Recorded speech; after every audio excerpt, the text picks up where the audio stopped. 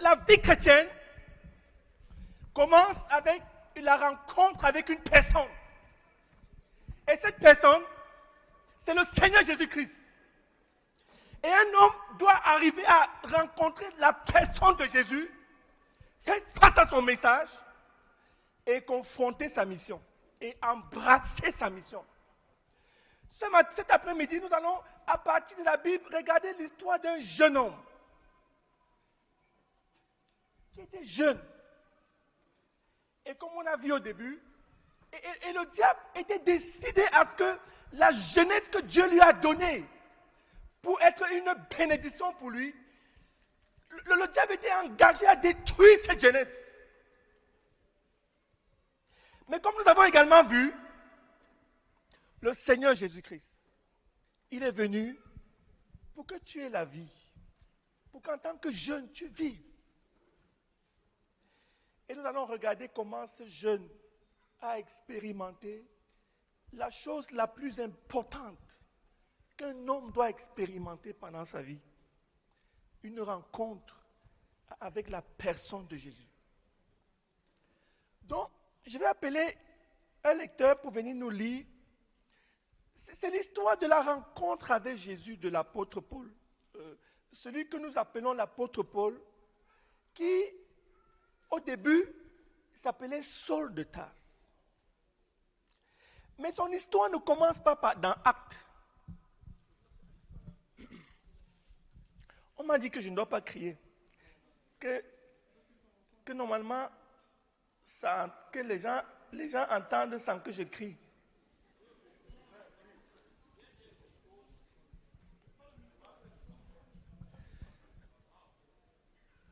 Parce qu'il y a la table de mixage. Vous entendez maintenant? Frère. Alléluia. Voilà. Donc nous allons lire l'histoire de Saul de Tarse, qui est l'apôtre Paul. Mais comme j'étais en train de dire, son histoire ne commence pas dans l'Acte des Apôtres. Son histoire commence immédiatement après l'événement. Il y a des choses que Dieu a fait depuis la création du monde. Mais il y a également des choses que Dieu a faites qui sont uniques en son genre. Et l'une des choses que Dieu a faites qui est unique en son genre, c'est la résurrection de Jésus. Donc on va lire pour cela Matthieu chapitre 28, du verset 11 au verset 15.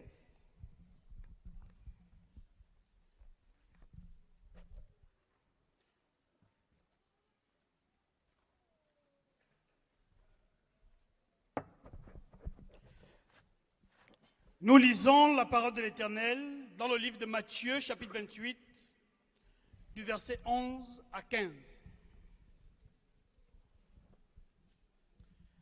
Version Louis II.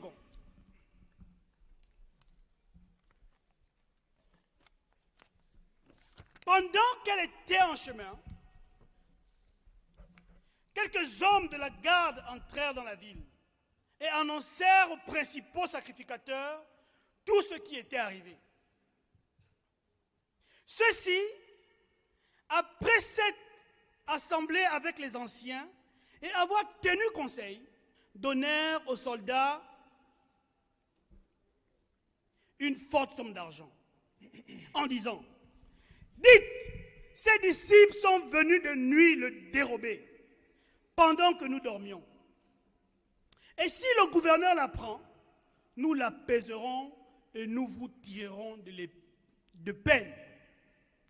Les soldats prirent l'argent et suivirent les instructions qui leur furent données. Et ce bruit s'est répandu parmi les Juifs jusqu'à ce jour. Amen. Donc la Bible dit qu'un événement unique en son genre venait de se produire. Le Seigneur Jésus-Christ venait d'être ressuscité. Dieu venait de ressusciter le Seigneur Jésus-Christ. Et il y avait la résurrection de Jésus. La résurrection de Jésus était un point tournant dans l'histoire de l'humanité et dans l'histoire de la relation entre Dieu et l'homme. Parce que l'homme a péché dans le jardin d'Éden. Et après qu'Adam a péché dans le jardin d'Éden, l'homme a été séparé de Dieu. Et les gens vivaient dans un désespoir. Et Dieu s'étant souvenu de l'homme, avait promis de donner aux hommes une réponse. Dieu s'était souvenu de l'humanité. Dieu s'était souvenu de chaque homme. Et par la résurrection de Jésus, parce que Jésus est venu, et il a dit qu'il est venu pour chercher, sauver ce qui était perdu. Et pendant qu'il vivait, il parcourait les rues de Jérusalem, annonçant la bonne nouvelle. Et il avait dit, je vais mourir, et pour que Dieu couronne ce que j'ai dit, pour que même ceux qui sont aveugles voient, pour que même ceux qui ont besoin d'évidence, pour croire en le fait que la condition pécheresse de l'homme désormais avait une réponse. Dieu va me ressusciter. Et la Bible dit qu'effectivement, le Seigneur Jésus a été ressuscité. Et quand les principaux sacrificateurs se sont aperçus, ils ont essayé d'imaginer quel serait l'impact si les hommes, si ceux qui étaient tenus captifs par leur système religieux étaient informés que désormais Dieu avait donné aux hommes une réponse. Et la Bible dit, ils ont utilisé une méthode de fourberie. La Bible dit qu'ils ont monnayé les gardes. Ils ont donné de l'argent aux gardes pour répandre dans Jérusalem une fausse rumeur. Et la Bible dit, dans Jérusalem, ils ont répandu la rumeur selon laquelle Jésus-Christ n'était pas effectivement ressuscité. Ceux qui étaient pécheurs, qui étaient perdus, demeuraient sans espoir. Et la Bible dit que cette nouvelle s'est tellement répandue que c'est devenu une religion. Et à Jérusalem, ces jours-là, il y avait un jeune qui cherchait comme une raison de vivre, à qui Dieu avait donné la jeunesse, l'énergie, la force. Et ce jeune s'appelait Saul de Tarse. Et la Bible dit, dès tout petit, étant jeune, il a été informé qu'il y a un mensonge, et ce mensonge, c'est que Jésus n'est pas ressuscité, et qu'il y a des gens qui prétendent qu'il est ressuscité, et que les gardes, ceux qui ont même gardé son corps, sont témoins du fait qu'il n'est pas ressuscité. Et la Bible dit, la rumeur s'était répandue à Jérusalem, et Saul de Tarse a trouvé, il en a fait sa raison de vivre. C'était un homme passionné. Et vous voyez, la Bible dit qu'il a fait de ça son but dans la vie. Et il y a la première chose que je voudrais que nous apprenions ensemble de ce personnage, de ce jeune qui est Saul de Tarse, c'est que beaucoup de gens ne savent pas que pour réussir dans la vie, il faut avoir un but. Il faut avoir un but. Il y a beaucoup de gens qui n'ont pas de but. Il y a beaucoup de gens, ils tournent en rond. Si tu leur demandes quel est leur but, ils ne vont pas te dire. Tout ce qu'ils vont te dire, c'est qu'ils mènent juste sa vie. Mais Saul de Tarse avait décidé d'investir sa vie. Pas seulement de la mener, pas seulement de la subir. Et la première chose, il a fait de cette cause. Il y a un mensonge qui se répand. Il y a des adeptes qui propagent ce mensonge et qui ont presque envahi Jérusalem. Et il a fait de son but se rassurer qu'il n'y ait plus personne dans Jérusalem qui mente ou qui proclame ce mensonge selon lequel Jésus-Christ était ressuscité. Donc, ça c'est la première chose que je veux qu'on apprenne. Pour réussir, il faut avoir un but.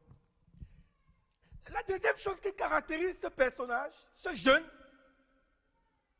c'est qu'il a compris, beaucoup de personnes, quand ils ont un but, ils sont seuls à l'accomplir.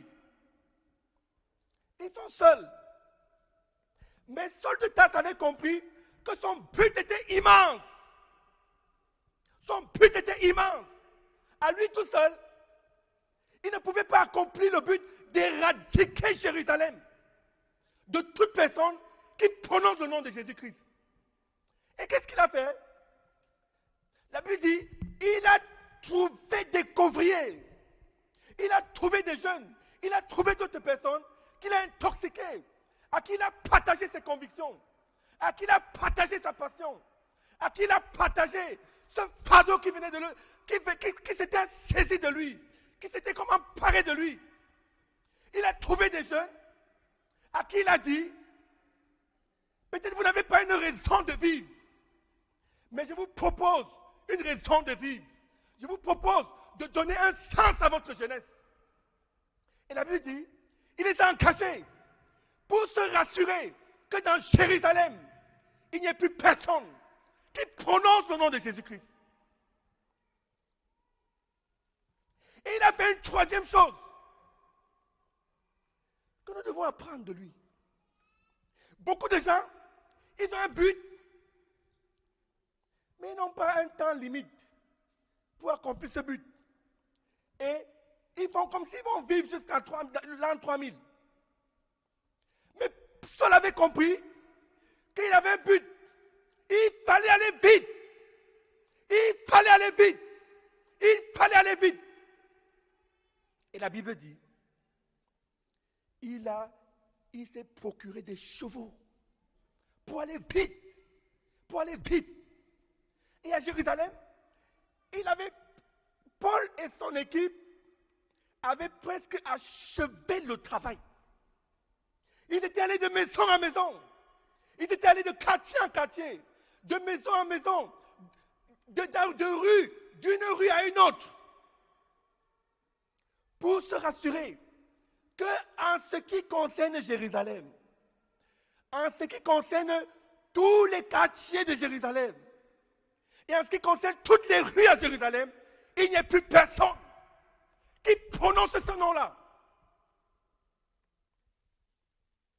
Et fait, beaucoup de personnes ne s'aperçoivent pas. Et il s'était même préparé. Sa bataille n'était pas seulement physique. Ce n'était pas seulement à main armée qu'il le faisait. Il s'était préparé pour que, même s'il y a des gens qui ne sont coupables, en qui ne peuvent rien trouver de faux pour pouvoir les tuer physiquement, que sur le plan intellectuel, ils puissent contredire l'hérésie qui, selon lui, était en train d'être répandue à Jérusalem. Donc il s'était préparé intellectuellement, il était armé physiquement pour se rassurer que son but s'accomplisse. Et la Bible dit, il avait presque fini et achevé le travail à Jérusalem. Et il s'était rassuré qu'en ce qui concerne Jérusalem, à sa connaissance, au meilleur de sa connaissance, que ce soit par les armes, que ce soit par les arguments, il n'y avait plus de rumeurs au sujet duquel un certain Jésus était ressuscité. Et pendant qu'ils étaient en train de célébrer la victoire à Jérusalem, la Bible dit, l'un de ses compagnons, une des personnes de son équipe, qu'il avait formé, qu'il avait entraîné, et qui avait été avec lui à travailler. Et cet agent-là, c'était celui en charge du système de l'information Parce que dans la bataille, dans les guerres, il n'y a pas seulement la bataille, il y a l'information. Très souvent, c'est celui qui a l'information qui est le premier vainqueur. Donc dans son équipe, il y avait le ministre, il y avait un chargé, il y avait un couvrier chargé de l'information. Et son couvrier chargé de l'information est venu lui dire, oh Paul, oh Saul, nous venons d'avoir une information claire, précise, que dans une autre ville, dans une certaine ville qui s'appelle Damas,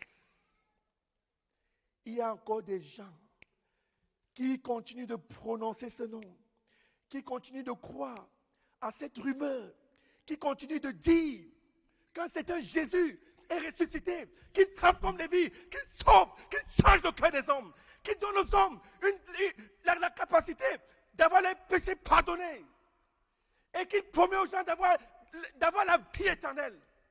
Et la Bible dit, Saul de Tarse, il a réuni son équipe.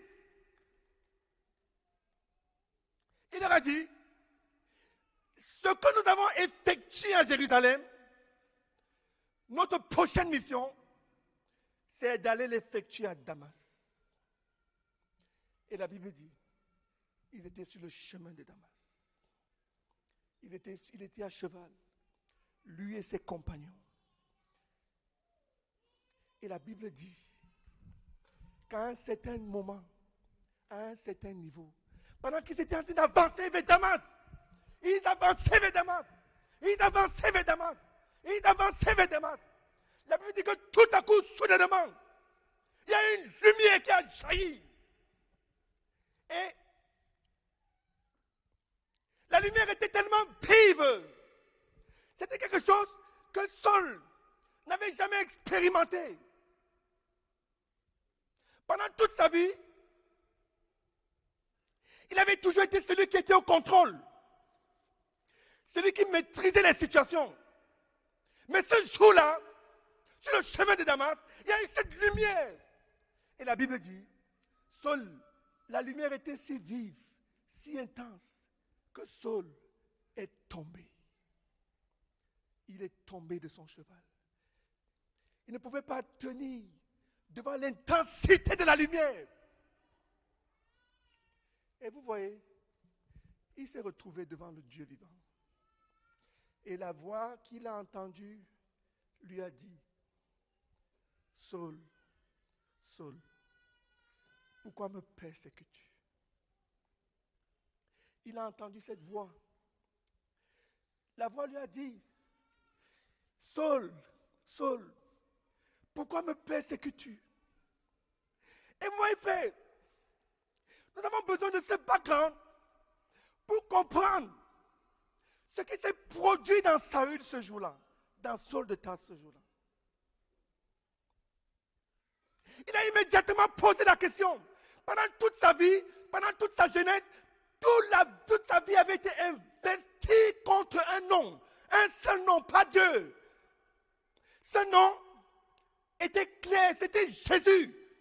Ce nom, ce n'était pas Jésurette, ce n'était pas Jésura, ce n'était pas Jésurie.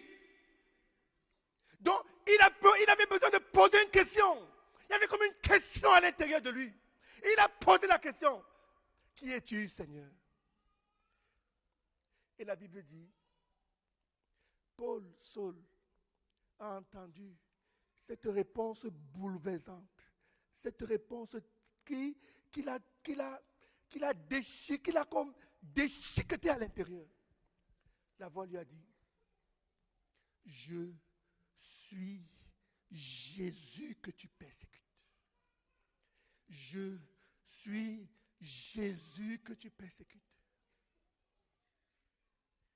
Oh frère, comment vous décrire? Comment vous décrire? Quand Paul a entendu, quand Saul a entendu cette voix, je suis Jésus que tu persécutes. Je suis Jésus que tu persécutes. Il avait investi toute sa vie. Il avait investi son énergie. Il avait mis son argent, son potentiel, ses opportunités, tout ce qu'il avait, tout ce qu'il avait rêvé, tout ce qu'il pensait avoir. Il avait tout investi. Il avait investi ses relations contre le nom de Jésus-Christ. Et quand il entend je suis Jésus que tu persécutes. Il y a eu quelque chose qui s'est produit dans sa vie ce jour. Et ma prière, et notre prière, c'est que cela qui s'est produit ce jour dans la vie de Paul, dans la vie de Saul de Tarse, se produise dans ta vie aujourd'hui. Ce jour-là, quand il entend la voix lui dire, je suis Jésus que tu persécutes, il y a comme un voile a été déchiré de ses yeux. Il y a un voile qu'il avait aveuglé depuis sa naissance.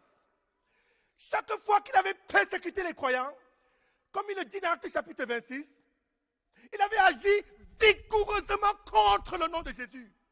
Et ce jour-là, et chaque fois qu'il avait agi, il avait persécuté un croyant, parfois il avait célébré.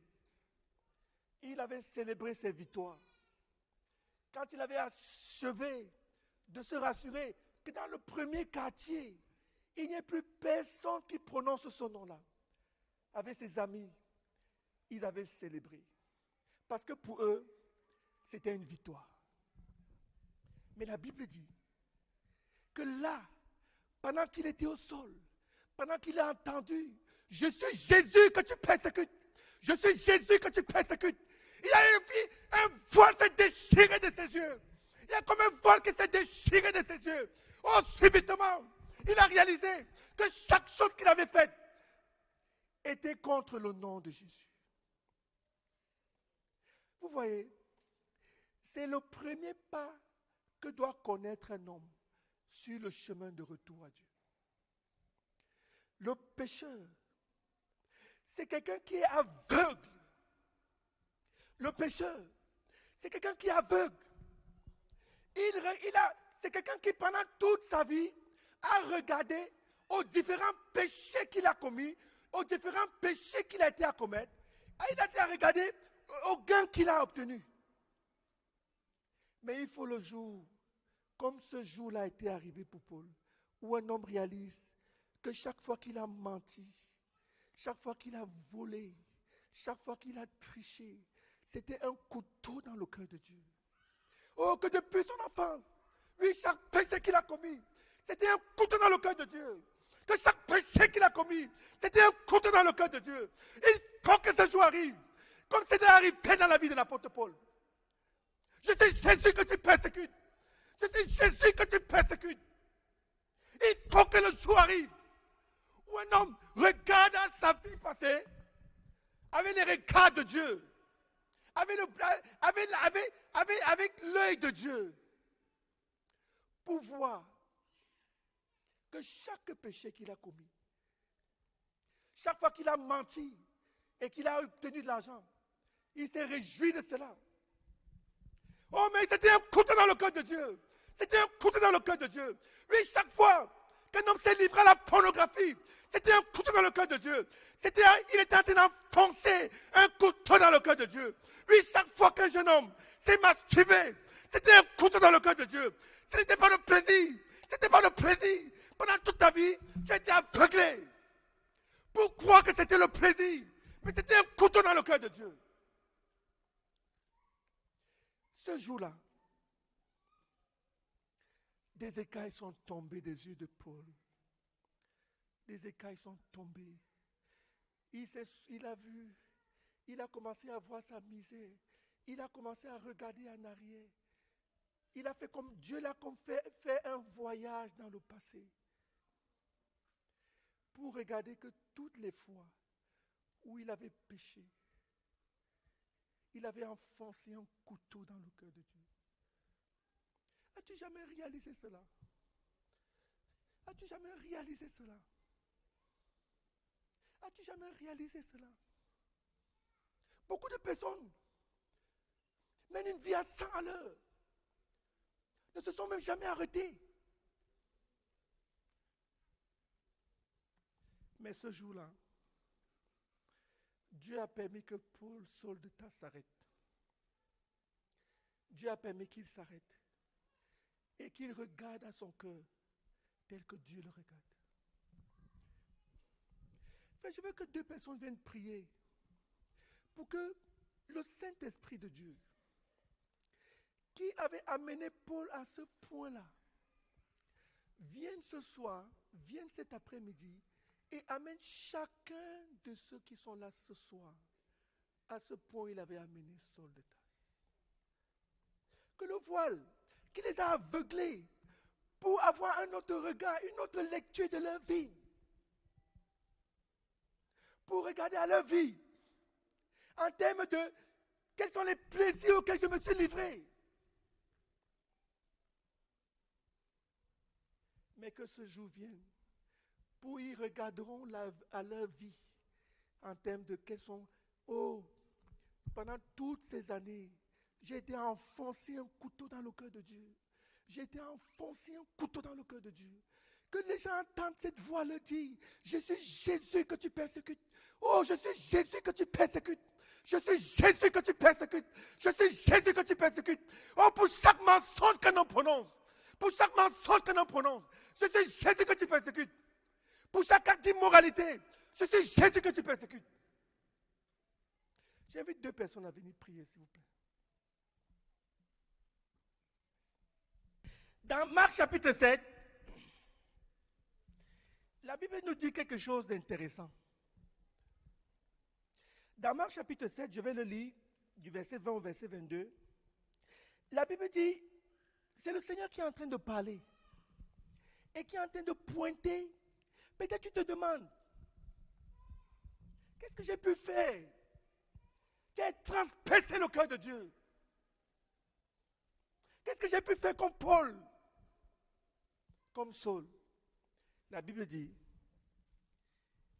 il a dit, ce qui sort de l'homme, c'est ce qui souille l'homme. Car c'est du dedans, c'est du cœur des hommes que sortent les mauvaises pensées.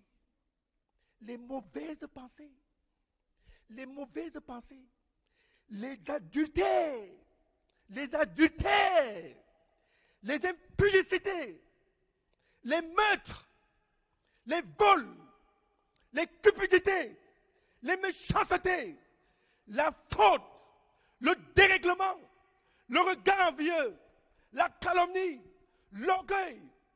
Toutes ces choses mauvaises sortent de dedans et transpercent le cœur de Dieu. Oui, la Bible dit, toutes ces choses sortent du dedans et transpercent le cœur de Dieu. Toutes ces choses sortent du dedans, transpercent le cœur de Dieu. Quand un homme ment, la Bible dit, il est en train de transpercer le cœur de Dieu. La Bible parle des mauvaises pensées. Les mauvaises pensées. Chaque fois qu'un homme a entretenu une mauvaise pensée, quand j'ai souhaité du mal à un autre, c'était un couteau que je transperçais dans le cœur de Dieu. La Bible parle de l'immoralité sexuelle. Quand je suis un jeune homme, je ne suis pas marié, et je suis en train d'entretenir une relation avec une jeune fille, ou je suis une jeune fille, je ne suis pas marié, j'ai mon copain.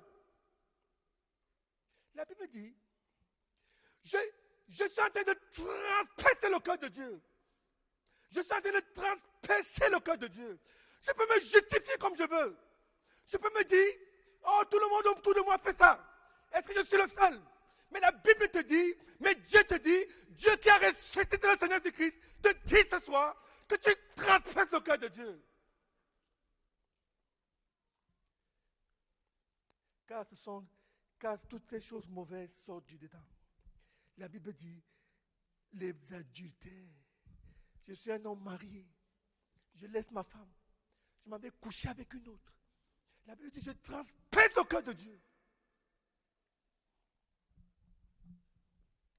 Les impudicités. Les meurtres. Les meurtres. La Bible dit que celui qui hait son frère dans son cœur est un meurtrier. Si je hais quelqu'un, s'il y a des gens que je hais, des gens que je déteste, je suis en train de transpercer le cœur de Dieu. Et frère, ce soir, je voudrais que le Saint-Esprit nous transporte dans ce dans quoi il avait transporté Saul, pendant qu'il était au sol. Parce que quelque chose s'est passé au sol. Pendant qu'il était là, il était tombé. Dieu lui a fait effectuer un voyage.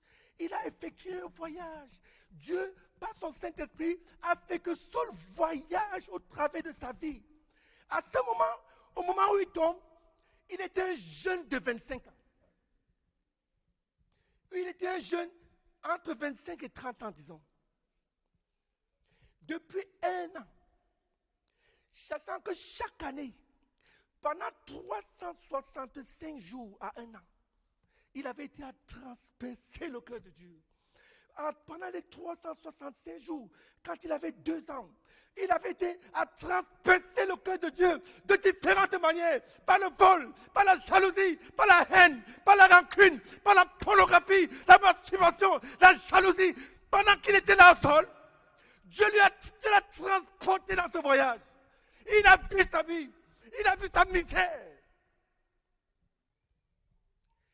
Quel âge as-tu? Peut-être tu as 19 ans.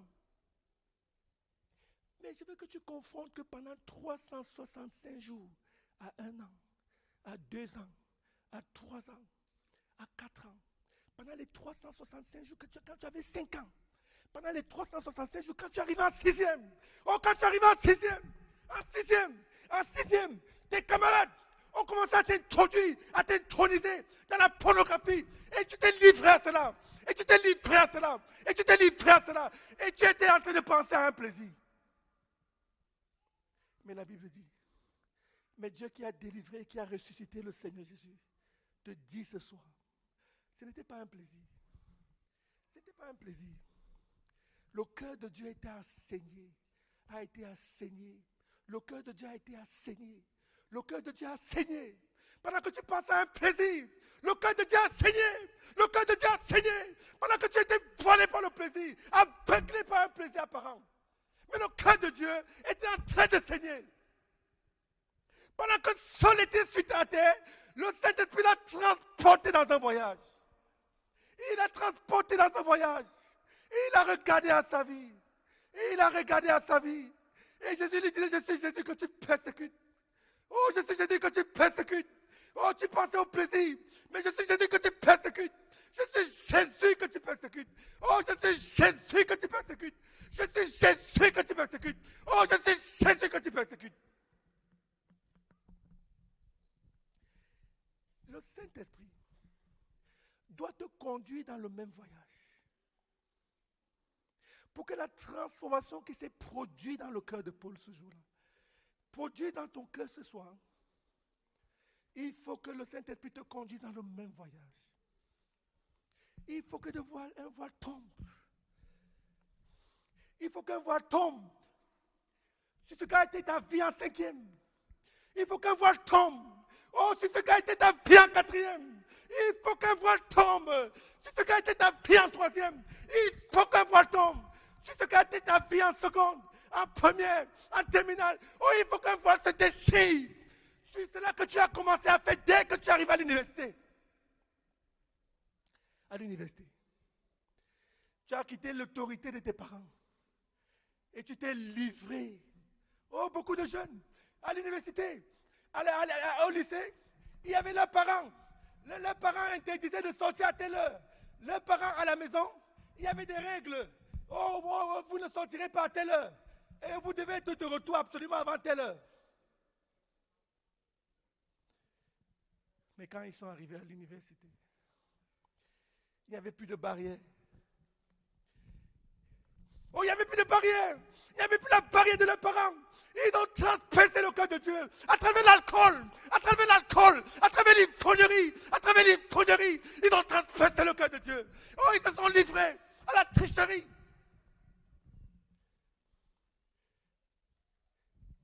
Il faut que le Saint-Esprit produise dans ton cœur. Produise cela qu'il avait produit dans le cœur de Paul ce jour-là. Avant ce jour, il était sur un cheval. Pendant toute sa vie, il avait été à blesser le cœur de Dieu, à transpercer le cœur de Dieu. Et il n'en avait jamais été conscient. Avant ce jour-là, sur cette route-là, il avait été à transpercé le cœur de Dieu. Mais il n'avait jamais été conscient. Oh, mais ce jour-là, il y a quelque chose qui s'est produit. Il y a donc des jeunes filles. Elles ont des papiers ici. Elles ont des papiers par là-bas. Des gens qui leur donnent l'argent. Elles livrent leur corps. Et ces papiers leur donnent l'argent. Et elles sont aveuglées par l'argent. Aveuglées par l'argent. Mais il faut que ce voile se déchire ce soir. Oh, pour le Saint-Esprit de Dieu, qui avait déchiré le voile des yeux de Paul, déchiré le voile de ton cœur. Il faut que le jour vienne où tu ne regardes pas l'argent, mais que tu regardes au couteau, au cœur de Dieu qui saigne. Au cœur de Dieu qui saigne.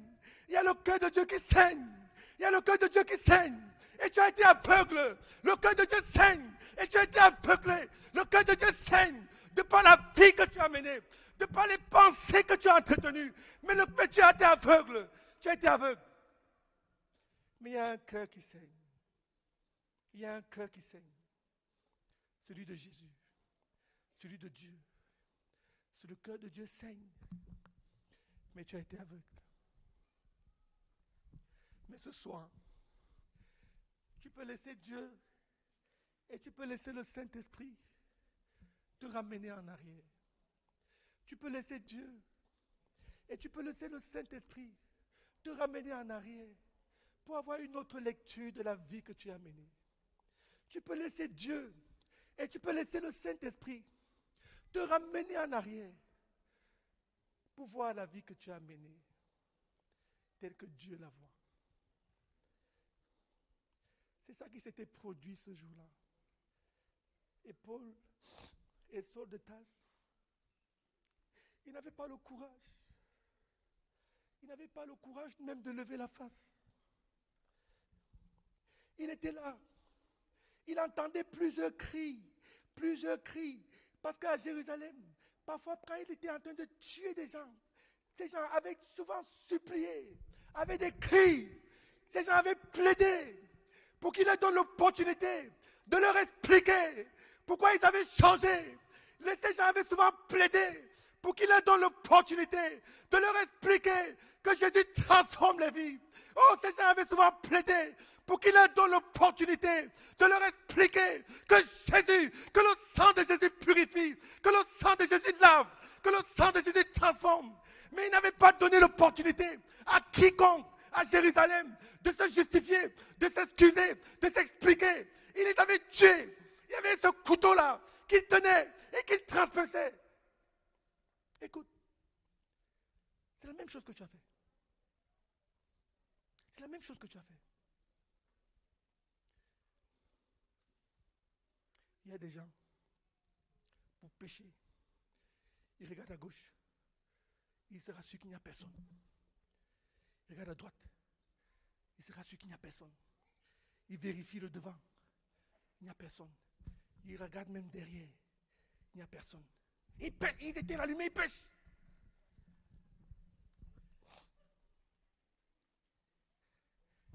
Ce qu'ils oublient de faire, écoutez, ce qu'ils oublient de faire, c'est de regarder en haut. Parce que si tu regardes en haut, tu verras l'œil de Dieu. Et tu verras le cœur de Dieu saigner de par ta masturbation. Oh, saigner de par tes heures, devant la pornographie. Le cœur de Dieu saignait. Oh, le cœur de Dieu saignait. Et le cœur de Dieu saignait. Et tu as besoin de voir ça ce soir. Tant que Saul n'avait pas été amené à ce point-là, tant qu'il n'avait pas été amené au pied de la croix, frère, une conversion radicale n'était pas possible. Une vie chrétienne n'était pas possible. Une transformation n'est pas possible. Mais c'est ça le problème de beaucoup de personnes. Même dans l'église. Leur expérience. Ils n'ont jamais été amenés au pied de la croix. Pour voir le cœur de Dieu saigner. De par leur misère. Le cœur de Dieu saigner. Il y a des gens, ils sont les apôtres, ils se sont inscrits dans la logique de la quantité. Ils disent, quand le Saint-Esprit essaie de convaincre qu'ils ont fait saigner le cœur de Dieu, ils regardent à leurs camarades et ils se comparent à eux. Ils disent que non, non, non, non, moi je ne suis pas comme ça. Celui-là, il est pire que moi. Alors que moi je suis un jeune garçon, je ne fais même rien de mauvais. Écoute, le moindre péché fait saigner le cœur de Dieu. Quand quelqu'un raisonne comme ça, c'est comme s'il disait à Dieu, si moi je prends un petit bistouri au Dieu, et que moi qui ai été envoyé des petits bistouris dans ton cœur, moi je t'ai fait moins mal que ceux qui utilisent la machette. Moi qui ai toujours été allé avec un bistouri, au dos de Dieu je pique, au dos de Dieu je pique, sur la jambe de Dieu je pique, oh je pique, et je pique là, et je pique là, avec mon petit bistouri. 365 fois. Frère, il y a une étude qui a estimé que l'étudiant moyen aux États-Unis pratique 200 mensonges par jour.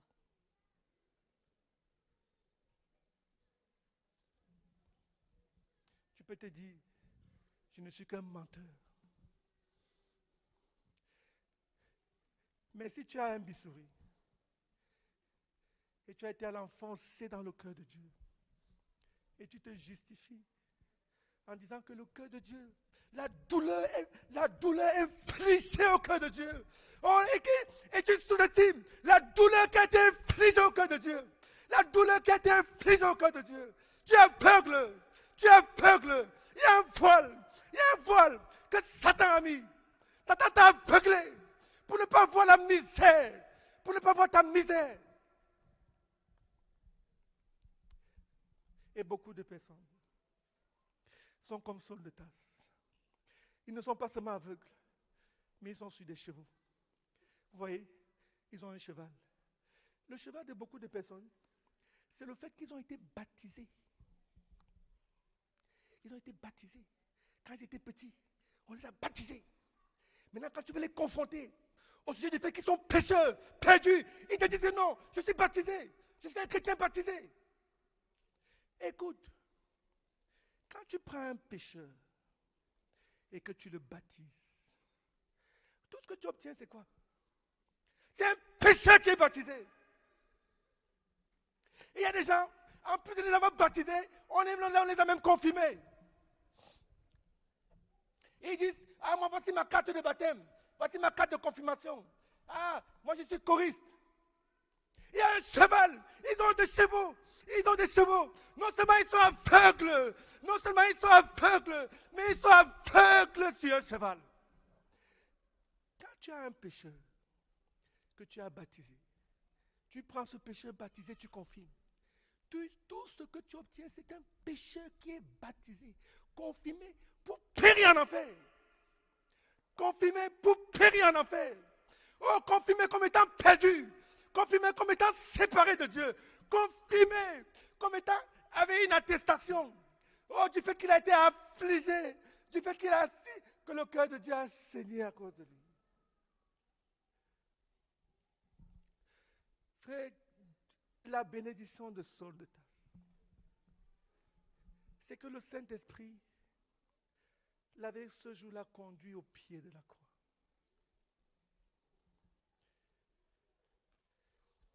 Je veux que 2 personnes viennent prier. Que le Saint-Esprit de Dieu vienne transporter au pied de la croix chacun de ceux-là qui sont là ce soir. Chacun de ceux qui ont été aveuglés. Chacun de ceux sur lesquels il y a un voile de la vie qu'ils ont menée. Du cœur de Dieu qui a saigné. Que le Saint-Esprit vienne les transporter comme Saul au pied de la croix. Oh, que le Saint-Esprit vienne produire, non pas seulement le fait de déchirer le voile de leurs yeux, mais que les yeux déchirés, le voile déchiré de leurs yeux, qu'ils soient transportés comme Saul au pied de la croix. Gloire à Dieu! Donc Saul de Tarse, il était sous une profonde conviction. Et il n'avait pas osé, frère, lever même les yeux. Il était sous le poids. Quand il a dit, quand Jésus a dit, je suis Jésus, quand Jésus a prononcé ce nom-là, frère, le nom contre lequel il avait lutté, passé toute sa vie, frère, tout son monde s'est écoulé. Oh, toute sa philosophie s'est écoulée. Il savait qu'il était coupable. Il savait, qu'il était coupable.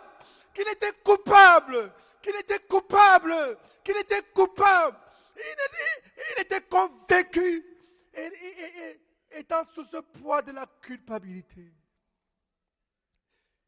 il n'a pas osé lever les yeux. Vous voyez, pour pouvoir contredire les croyants, il avait étudié un peu la loi. Et dans la loi qui parle au sujet du nom de Jésus, il savait que la loi parle du châtiment de Dieu. Il savait que la loi dit que celui qui pêche va mourir, que ceux qui pêchent vont périr en enfer. Il savait que désormais pour lui, c'était l'endroit le plus chaud en enfer. Oh, si Jésus était vivant, si Jésus était vivant, si Jésus était effectivement vivant, oh, si Jésus était ressuscité, il savait qu'il était perdu et qu'en enfer, sa place était rassurée. Pas seulement l'enfer, mais l'endroit le plus chaud en enfer. Ce qu'il attendait, c'était pas seulement l'enfer, c'était l'endroit le plus chaud en enfer. Et la Bible dit, il était là.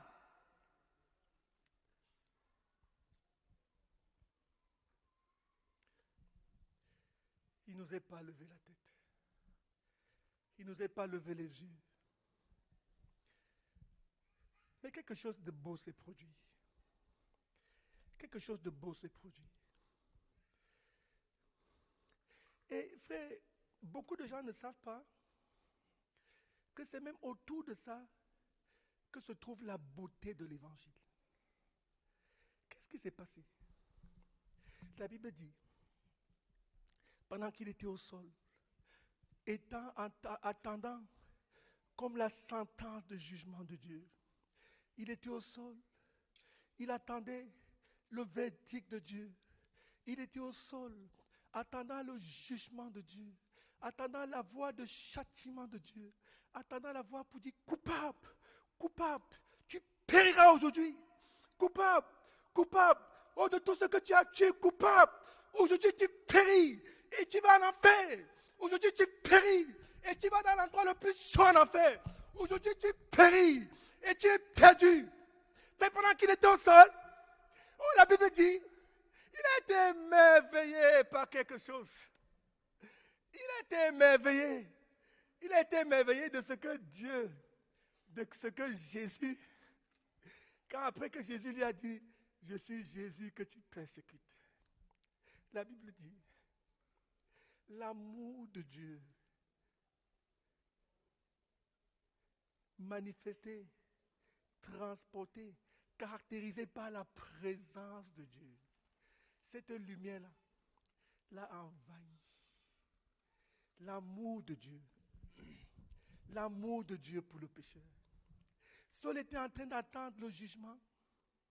Il a entendu le Seigneur lui dire, lève-toi. Lève-toi.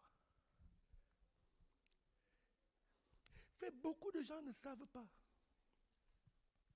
que la Bible dit que Dieu a tant aimé le monde qu'il a donné son Fils unique afin que quiconque croit en lui ne périsse pas, mais qu'il ait la vie éternelle.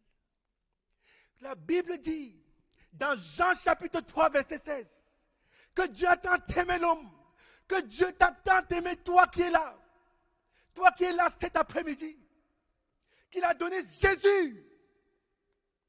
Dieu avait tant aimé Paul, Dieu avait tant aimé Saul, que Jésus, il a donné Jésus.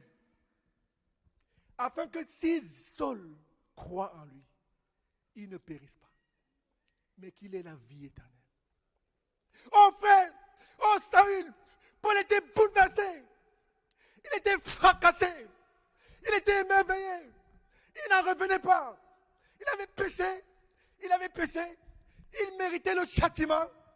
Oh, mais il était comme rempli par la possibilité d'être pardonné. Et Dieu, le Seigneur Jésus est venu, il lui a comme tendu la main il lui a offert la possibilité d'avoir ses péchés pardonnés. Oh! Il avait été crucifié dans le nom de Jésus. Il avait investi toute sa vie, toute sa jeunesse. Frère, la plus grande chose qui a produit la transformation, la conversion de Paul, ce n'était pas tant. Fait la plus grande chose qui a amené Paul à Christ et être un croyant radical, c'était l'amour de Dieu. C'était la possibilité que Dieu lui donnait d'avoir ses péchés pardonnés.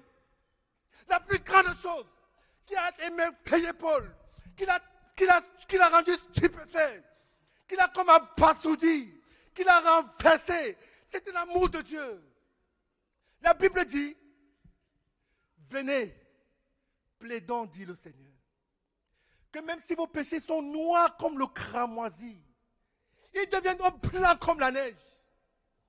La Bible dit que même si tes péchés sont rouges comme la pourpre, ils deviendront blancs comme la laine.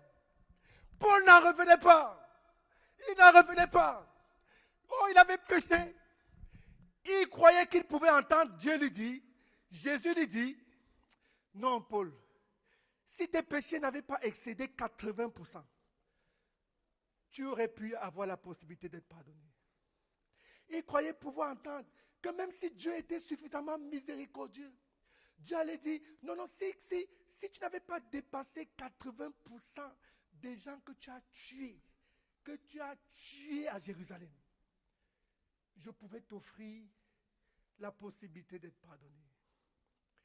Mes frères, Jésus, dont il avait été persécuté, lui offrait quelque chose d'imaginable, d'inimaginable.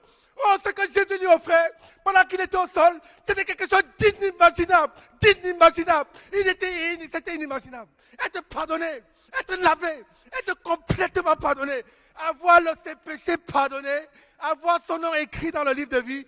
À l'instant même, pendant qu'il était au sol, Jésus lui offrait quelque chose d'inexplicable selon lui, d'inimaginable. Mais c'est ça la beauté de l'évangile. La Bible dit qu'à Dieu a tant aimé le monde, qu'il a donné son Fils unique. La beauté de l'évangile, c'est pourquoi nous t'avons invité ce soir. C'est pour te proclamer qu'il y a un Dieu au ciel, qu'il y a Jésus, et que Jésus t'aime. Et que Jésus t'aime, toi qui as été le plus grand des pécheurs. Paul, il se considère comme étant le plus grand des pécheurs. Là, nous t'avons invité pour te dire que même si tu es le plus grand des pécheurs, l'amour de Dieu, au travers de la mort de Jésus, veut te combler. L'amour de Dieu, le sang de Jésus versé sur la croix, peut effacer les péchés d'un homme. La Bible dit que même si les péchés d'un homme sont noirs comme le cramoisi, ils peuvent être effacés. Ils deviendront blancs comme la neige. Mais Saul n'en revenait pas. Il n'en revenait pas. Il n'en revenait pas. Il était ébloui, abasourdi. Il était stupéfait. Il était étonné. Il était totalement renversé.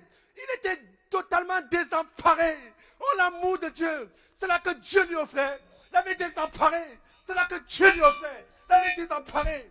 La possibilité d'être pardonné que Dieu était en train de lui offrir. Il avait totalement désemparé. Écoute,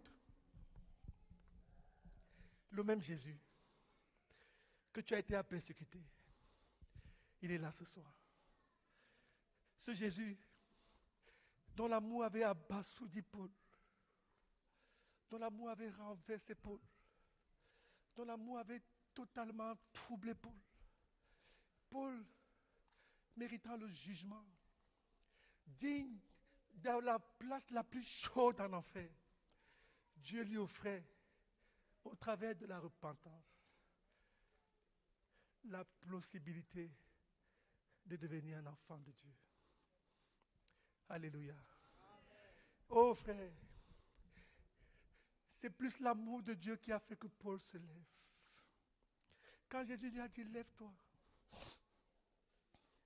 Frère, je vais vous assurer, l'amour de Dieu est un facteur plus transformateur que toute autre chose.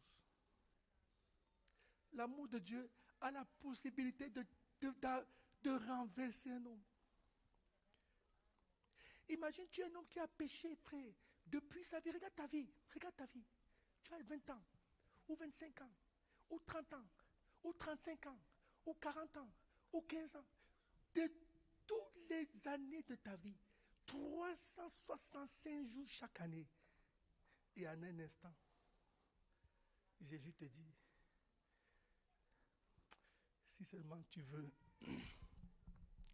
mon sang qui a été coulé sur la croix va te purifier.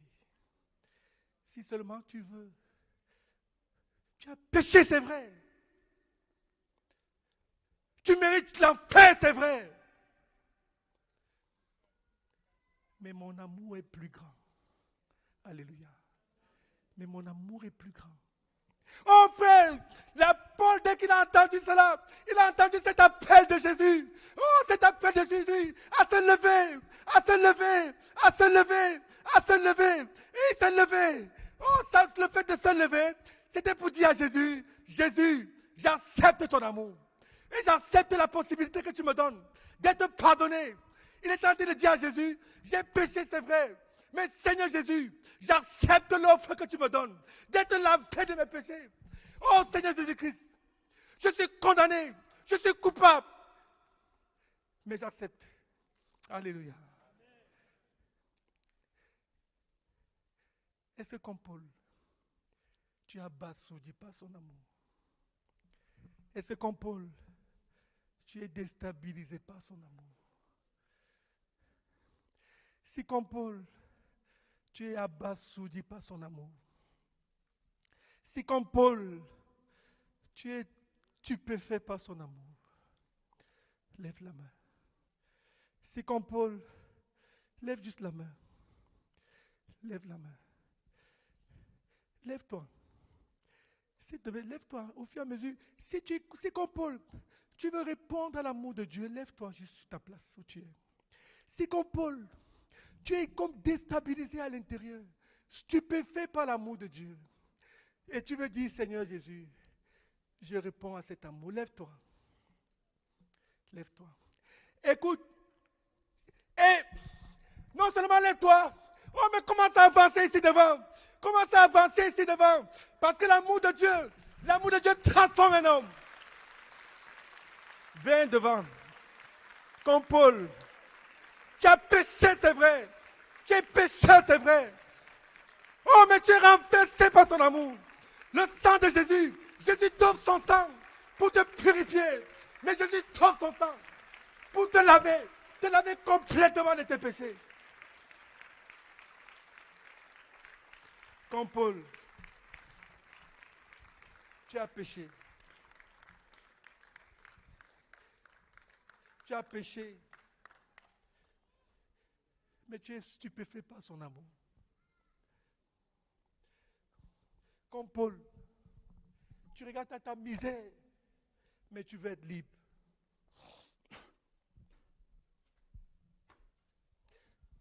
S'il te plaît, lève-toi et viens. Le Seigneur Jésus-Christ est mort sur la croix. Son sang, il a été crucifié sur une croix publique. Pour que son sang soit capable de te laver complètement. Pour que son sang ait la puissance pour laver tes péchés, il est mort sur la croix.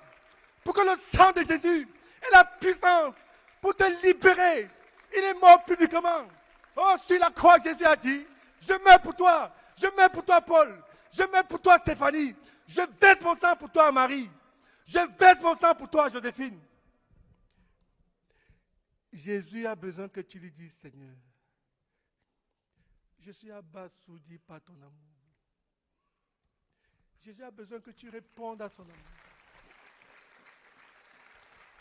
Jésus a besoin que tu répondes.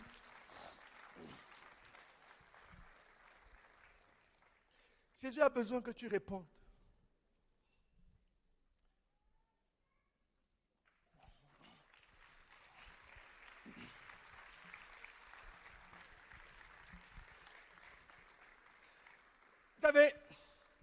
Pendant ces moments-ci, le diable est... Il y a des gens qui sont là, liés par Satan. Et ils bataillent à l'intérieur d'eux-mêmes. Ils bataillent à l'intérieur d'eux-mêmes. Satan a voulu te détruire. Satan a voulu te détruire. Et à l'instant où Jésus... Vous voyez? Au moment où Jésus a dit à Paul, je suis Jésus que tu persécutes. Oh, à cet instant-là, c'est comme maintenant si Jésus lui a dit, je suis Jésus que tu as persécuté. Oh, Satan est à côté. Non, ce n'est pas Jésus, c'est J-E, c'est J-E-S, c'est J-E-S-U, c'est J-E-S-U-S. Ce n'est pas Jésus. Oh, c'est Jésus-Christ. Tout ce que Satan est en train de te dire, il est en train de te dire des choses. N'écoute pas Satan. C'est Jésus que tu persécutes. Oh, je suis Jésus que tu persécutes. Je suis Jésus dont le sang a coulé pour te laver. Je suis Jésus dont le sang a coulé pour te purifier. Je suis Jésus qui est ressuscité, dont Dieu a approuvé l'œuvre. Oh, je suis Jésus. Je suis Jésus que tu persécutes. Je ne sais pas ce que Satan essaie de te dire. Je ne sais pas ce que Satan essaie de te dire. Mais Jésus lui est en train de te dire, oh, je suis Jésus que tu persécutes. Je suis Jésus que tu persécutes. Mais lève-toi. Satan te dit quelque chose. Oh, mais Jésus te dit, je suis Jésus que tu persécutes. Je suis Jésus que tu persécutes. Mais tes péchés peuvent être pardonnés. Mais ton péché peut être pardonné. Oh, obtiens cette bataille. C'est une bataille. Je veux que deux personnes viennent prier pour cette bataille. Il y a une bataille, il y a une bataille. Il y a une bataille. Mais je suis Jésus. Oh, je suis Jésus que tu persécutes. Il peut te dire c'est J, c'est E, c'est S, c'est U, c'est S, mais c'est Jésus. Oh, c'est Jésus.